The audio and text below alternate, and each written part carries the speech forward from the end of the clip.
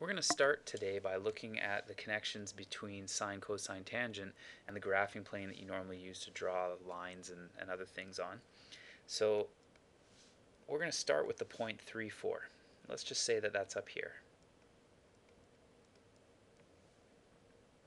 Now it's not just a point, it could also represent an angle, because it could be a point on the terminal arm of the angle there. So here's my angle theta. And if I wanted to then start connecting some trigonometry to this, I need to put a triangle in my picture. So here's my triangle, and since I know its coordinates are 3, 4, that means I'm going to be a height of 4, because that's the y coordinate, and I'm going to be an x value here of 3, so the triangle has a base of 3. And I can also use Pythagoras' theorem to figure out what this hypotenuse is.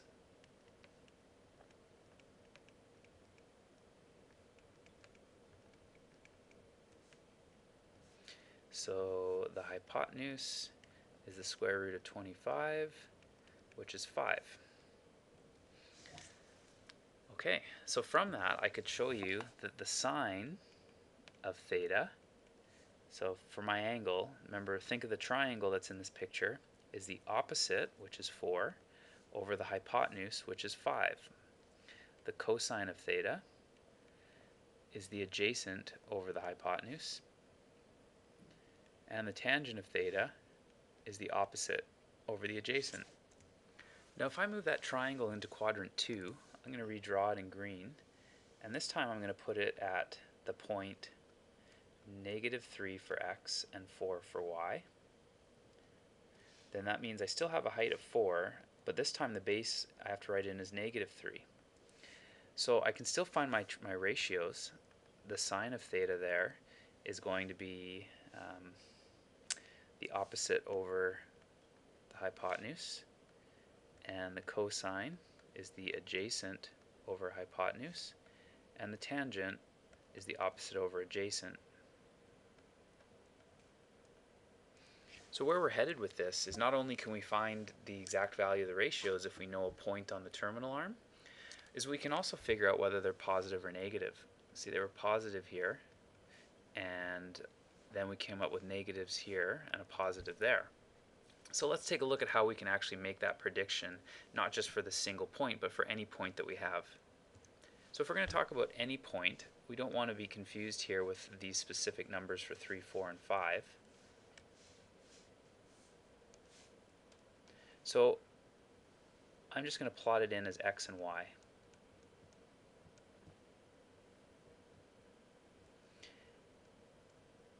And I could pick any hypotenuse I want, because along this angle, it's the same angle no matter where I stop along that line, right? I can keep going. It'll be the same angle anywhere along here. So I'm going to pick the simplest one to work with, and that's going to be just the number 1. So the hypotenuse we're going to work with is the number 1.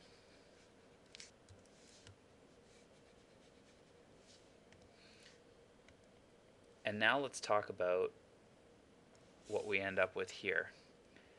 We still have a triangle, but its base is length x, and its height is y, same as we had 4 and 3 before. The sine of this is going to be the opposite, which is y, over my hypotenuse, which I picked as 1. Remember, it could be any number I want in there, but I'm picking 1 because then the sine of the angle is just equal to y. The cosine of theta is going to be the adjacent over the hypotenuse, which is x over 1, which is just x. And the tangent of theta is equal to the opposite over adjacent, which is y over x. And if you're really quick on it, you'll also notice that it's the sine of theta over the cosine of theta.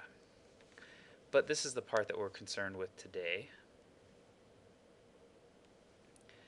because if I was to give you a little table and ask you to figure out where these things are positive and negative, now we can do it if you give me any point. So let's go like this, and I'll put sine, cosine, and tangent into this table. And up here I'm going to put the quadrant. So this is quadrant 1,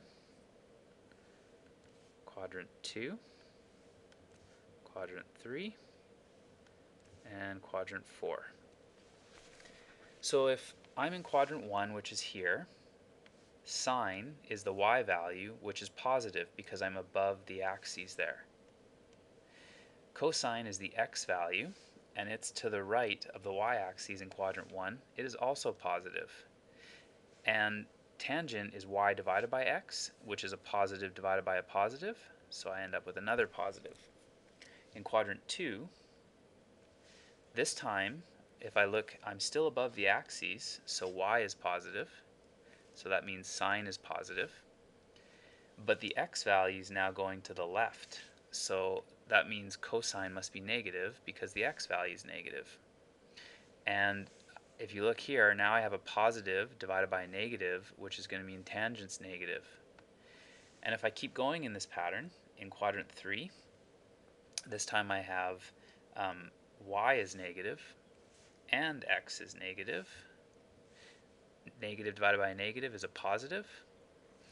And finally, in quadrant 4, I'm going down, but I'm moving to the right, and a negative divided by a positive is a negative.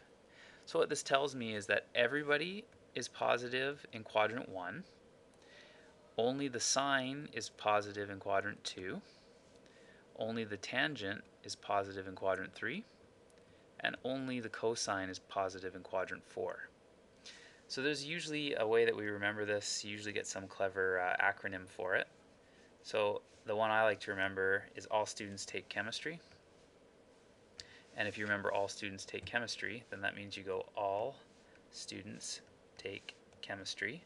But you're really remembering that all angles are positive here, that the sine is positive here, that tangent is positive there, and cosine is positive there. Some people also like to refer to this as the cast rule because you go C-A-S-T. And that's good too. The only thing I don't quite like about that is you start in quadrant number 4. So that's the punchline then that you need to know. You need to be able to know where sine, cosine, and tangent are positive and negative. Excuse me. So if we have 130 degrees then, let's see what we can come up with. So here's 90 degrees, here's 130 degrees, sorry, 180 degrees, 270, 360, and 0. So 130 degrees is in here. And if I wanted to figure out then sine, which is the y value, it's positive because it's above the x-axis. The cosine is going to be negative because it's to the left of the y-axis. I'm moving left to get there. And the tangent is this y divided by x, or positive divided by negative, so the tangent is going to be a negative here.